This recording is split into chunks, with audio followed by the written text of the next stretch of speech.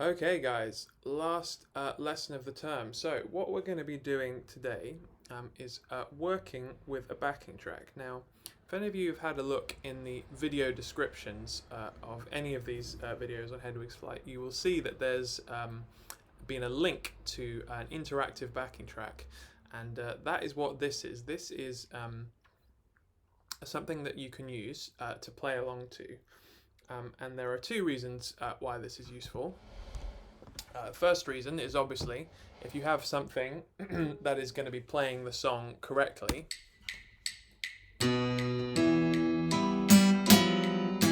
it's quite easy to hear if you make a mistake. So it's a good way to identify places in which you make mistakes. And then the other reason is it helps you to. It's good that it's interactive rather than just what you could do is just go on to a track on YouTube.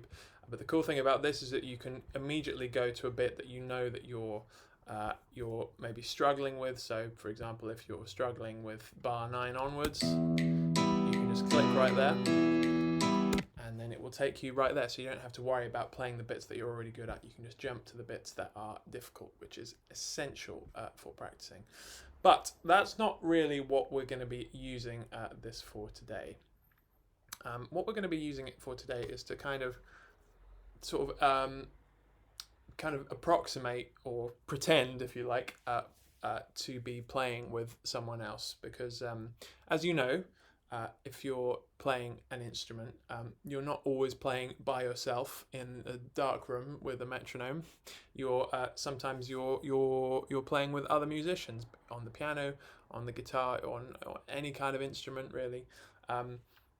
So not only is it a good skill to excuse me, not only is it a good skill to be able to play by yourself and have good timing and be able to play with a metronome, but it's also a good skill to be able to play with someone else. And while we aren't in the same room, this is kind of a good way of faking it, I guess.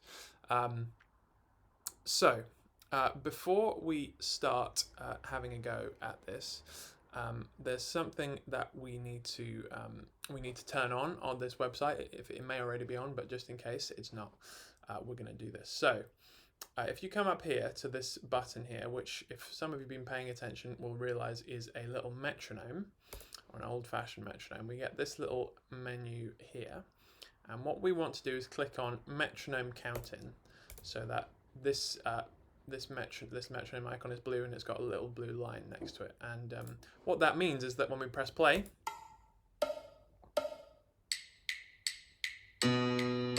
we get a little count in beforehand, so that we don't have to press play and then immediately grab our guitar. Okay, so I should also maybe explain a couple of other things that are going on here. So this piece of music is this version of this song is going to look a bit different from your one, because I've added a couple of extra tracks. So this one obviously is a metronome.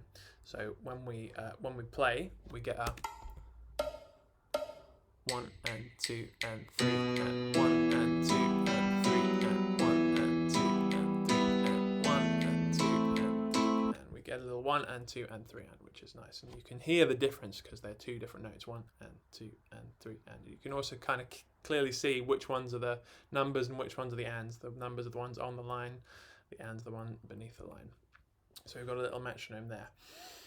And then the other thing that we've got going on down here is some chords.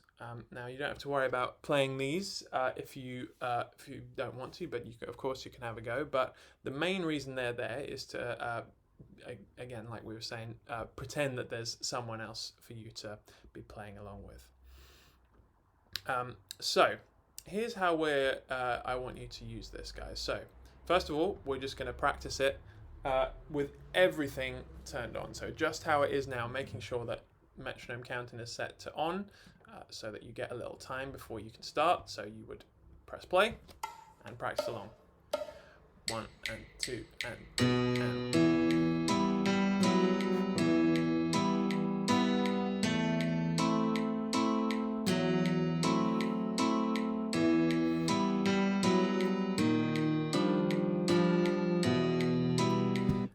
play through the whole thing, and that should be very possible for you guys, since considering you've been working on this for 2 or 3 months at this point.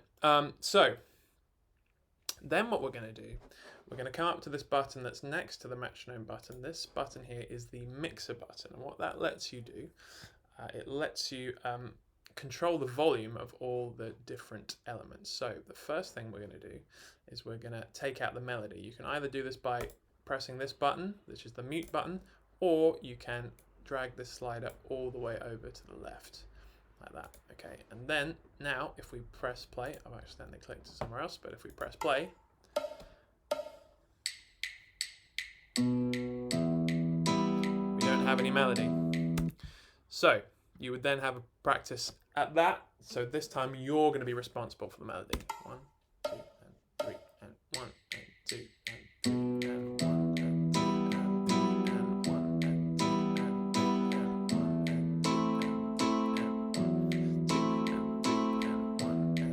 and 3, and 1, and 2, and 1, like that. Okay. And then you can probably guess what we're going to do next. Once you'll be able to do that, if you come up and press the mixer button again, we're going to take out the metronome this time. So we're just going to be left with the chords.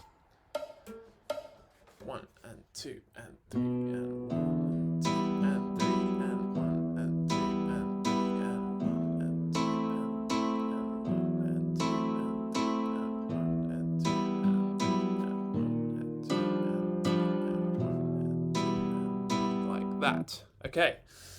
Now this is obviously the trickiest one because we've been so used to practicing with a metronome all this time. What I have done for you with these chords is that I've made sure that there's something playing on every single beat. Okay, so what I mean by that is I'm just going to turn this off so that it doesn't take too long to get to it. 3, 1, 2, 3, 1, 2, 3, 1 and 2 and 3 and 1 and 2 and 3 and there's a chord happening on every single beat. So it's kind of still operating like a metronome, but like I said, a bit more like you're playing with someone else. So there we go. That's our last lesson of this term.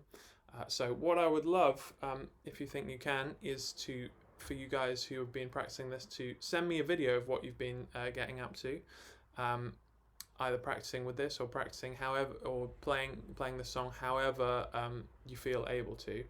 Of course, you can always leave comments with links to that in the description, or you can send them on to Louise if you would like me to see anything, even if it's just to kind of show off really. I would love to see it because I realise it's been a weird situation not being in the same room to teach guitar, but hopefully come September we can all see each other in person again. So look forward to that. Have a great summer, guys, and look forward to seeing you back in September. Bye!